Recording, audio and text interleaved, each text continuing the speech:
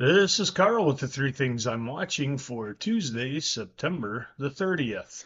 I'm going to start out with our soybean demand because there's some confusion here. And really, our soybean demand is not as bad as some of these groups and analysts want to make out. Right now, the U.S. has 11 million metric tons of soybean sales on the books. Um, that's down 34% from last year, mainly because we don't have China. We do not have the Chinese business. China hasn't bought any soybeans from the United States. We know that. Here's the deal. Let's take China out of the equation and see where we're at this year versus last year. And guess what? Our soybean sales are currently at 3-year high.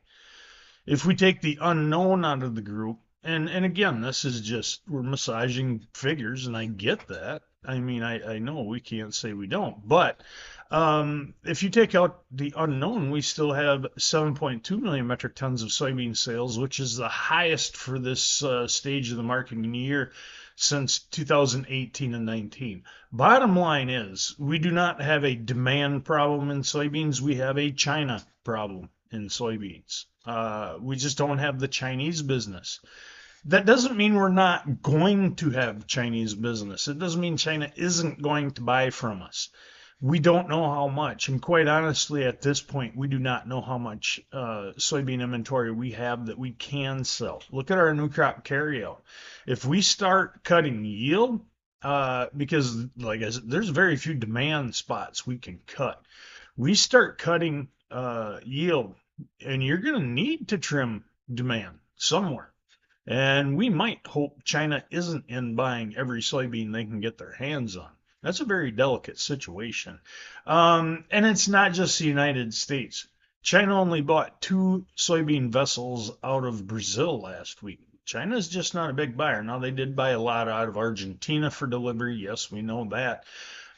China cutting back on meal in their rations, and they're starting to trim their sow herd finally. So their demand is a little questionable. I fully believe China is going to buy some soybeans from the United States. We just don't know when.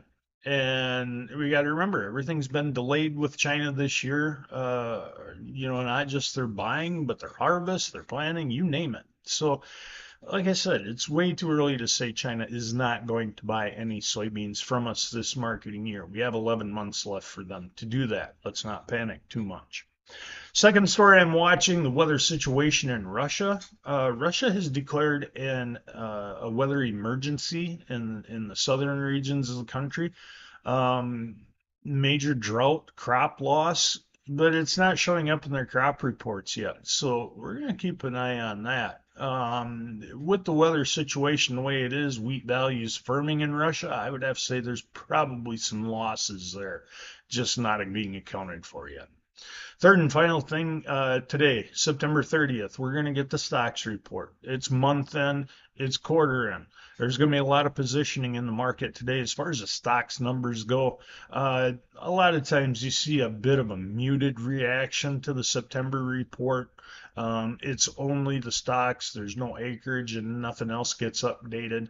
And mostly the USDA tends to have a bit of a handle on the September carryout. Bottom line, it's still crop carryout. So doesn't mean we won't have a surprise. We got some funds here and some some money that could come into this market real quick if we needed to. Once this data is released, though, we will go right back to harvest yields and progress there. And we know we got problems there, but that's for another day. Those are the three things I'm watching today.